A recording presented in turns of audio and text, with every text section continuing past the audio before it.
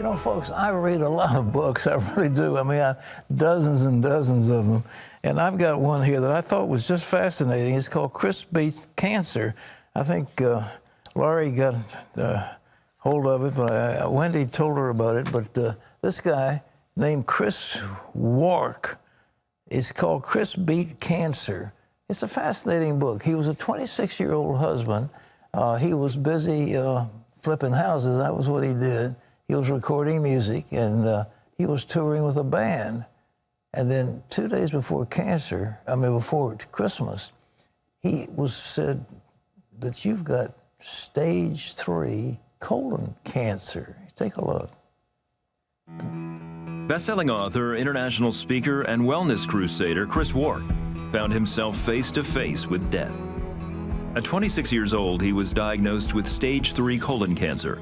Instead of using traditional medicine, he radically changed his diet. In his new book, Chris Beat Cancer, he shares his story of healing himself with nutrition and offers options for others to consider when facing sickness and disease. Yeah, it's a fascinating story, and any of you are facing cancer, chemotherapy, and all the rest of it, you really need to read Chris's book. He's here with us. Chris, God bless you. Good to see you. God bless you, Pat. Good to be with you. You were having a pretty good career, and all of a sudden, you had the diagnosis that, how did you find out that you had cancer? I was having abdominal pain. Yeah? Yeah. So it was kind of a weird pain. I ignored it for most of the year, and then the pain got worse, and I had a colonoscopy, and they found a golf ball-sized tumor in my large intestine. So it was like, oh, you've got a problem. Yeah. All right, so what happened? Did they immediately say this calls for surgery, and they got in and cut something on you? Yeah, I mean, this is what happens with most cancer patients. Right. As soon as the diagnosis happens, I know you've seen this. Yeah. They're rushed into treatment. And so for me, they said, we got to get this thing out of you before it spreads and kills you. And so I'm like, okay. Yeah. Right? And so I had the surgery, and, a couple things happened in the hospital, which I thought was so strange. They served me a sloppy Joe. Yeah. Right? That was right after surgery? The first meal after surgery was a sloppy Joe. And I remember looking at it going why are they serving this kind of food to sick people? Yeah. And I asked my surgeon the day they told me I could go home. I said, hey, is there any food I need to eat or avoid? And he said, no, just don't lift anything heavier than a beer. Than a beer? Yeah. Okay. So then that's when I started to realize that the medical community is not putting any value on nutrition. They don't teach it in medical school. Right. They really don't. They hate vitamins. I mean, people come out of medical, it's like they hate vitamins. I've dealt with them. I know how it is. Yeah, so I got home from surgery, and I was recovering, and they told me I needed 9 to 12 months of chemotherapy if I wanted to survive. And I didn't have a good feeling about it. I didn't have peace about it. All right. And so I just prayed, and I said, God, if there's another way, show me. And information came to me just within days about healing with nutrition. And I had a huge epiphany, and the epiphany was, the way you're living is killing you. Mm. And when I realized that, I also realized, wait a second, maybe I can radically transform my life and help my body heal. But the pressure to have chemotherapy was overwhelming, wasn't it? It was intense. Yeah. The doctors, a lot of family members. My mom, in the beginning, my mom was the only person that supported me, but my wife came around pretty quick after that. But yeah, it was tough, man. I was talking on the Facebook broadcast about it was kind of like stepping out of the boat. Peter's stepping out of the boat, right? Everybody's in the boat going, you're crazy. Yeah. And Peter's like, well, I don't know. I got to do this.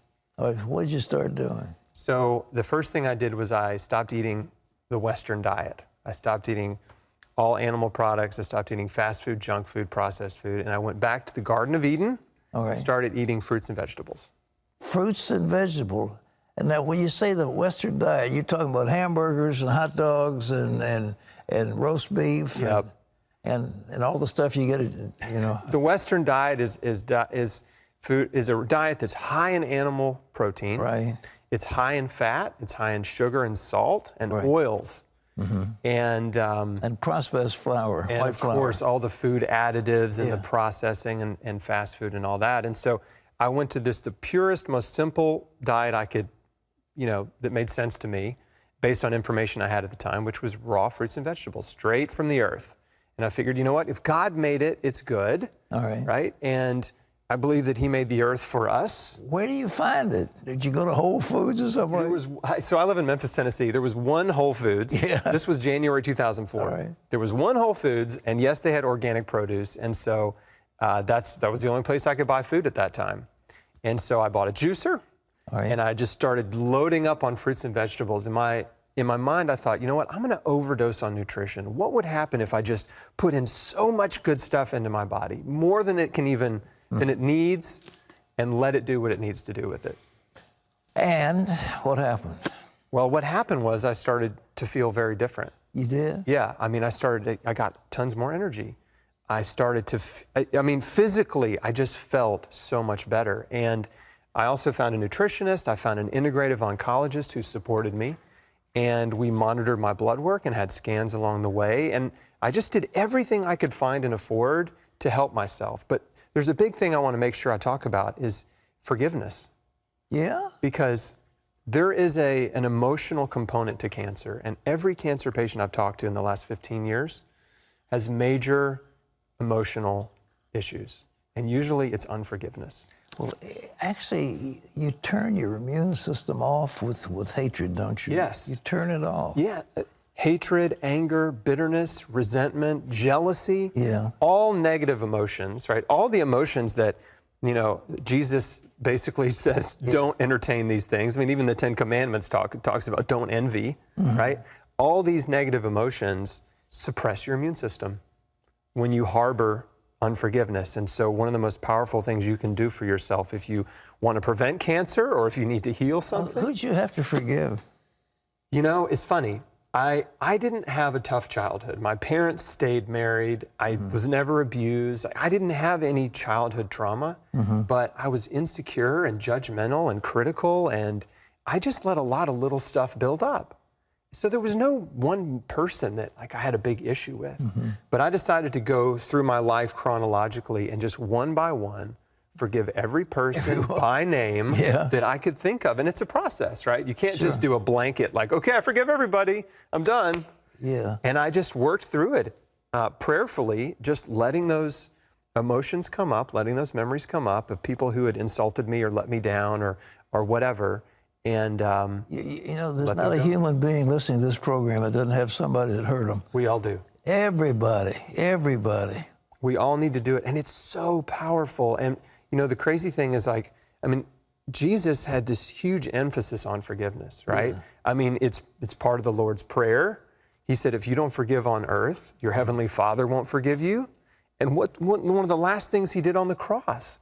I forgive them. Right? Father, forgive them. They don't know what they do. That's exactly right. It was a huge part of his ministry, this thread, right? This huge theme of his ministry. And so, when I started connecting these dots, I was just like, okay, A, I'm going to forgive everyone who's ever hurt me. Okay. And B, I'm going to be quick to forgive. I ran for president of the United States, and you have no idea how many people were after me. The Washington Post, for example, I was a boxer, and I wanted to get the publisher in the ring. I just wanted to punch his lights up.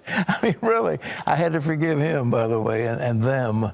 And there was a whole bunch of them that I went through myself. I cannot even imagine. And what's funny is my parents actually supported your presidential campaign. So I remember smart that. People they are, obviously. Okay. They were behind you. Yeah. But all right, what happened to your cancer markers? So what we did was we just monitored my markers over time, and my cancer markers were really not ever an issue. So some people, they just don't show cancer markers. But I had a chronically suppressed immune system based on my blood work. And so it took time for my white blood cell count to come back into normal ranges because it was abnormally low. When you've got a very low suppressed immune system, your body is vulnerable to cancer. And so after about a year, it started to come back, and then had another scan around 2 years. And then I just kept doing what I was doing, right? Just kept fruits and vegetables, juicing, just kept putting the good stuff in, right? Forgiving people. Was any particular kind of vegetable? I know you. The most potent anti-cancer vegetables. Yeah. Garlic, onions, and leeks. Really? Oh yeah, they're at the top. And then right below those are the cruciferous vegetables, broccoli, cauliflower, kale, cabbage, Brussels sprouts. Yeah, all right. And it just so happens all those vegetables I named are the least consumed vegetables in the U.S. So we're not eating enough cancer-fighting foods. And then as far as fruits go, berries are the most potent anti-cancer fruits. Blueberries, blackberries, raspberries, strawberries. Sure. So I ate giant salads full of those vegetables. I made fruit smoothies, fresh fruit smoothies. I was juicing carrots every day. Again, just... Well, what about juice? I mean, what does juice do for you that you don't get from their other? Well, so juicing is, you kind of look at it like medicinal food. Juicing isn't necessary for health, but if you're in a healing crisis, what juicing does is it gives you concentrated amounts of nutrients. So from carrots, for example, concentrated high amounts of beta-carotene. It comes faster into your bloodstream? Goes right into your bloodstream. Okay. And for someone who's sick, like if you have cancer, usually cancer patients have an energy problem and a very low energy. And so digesting food requires energy.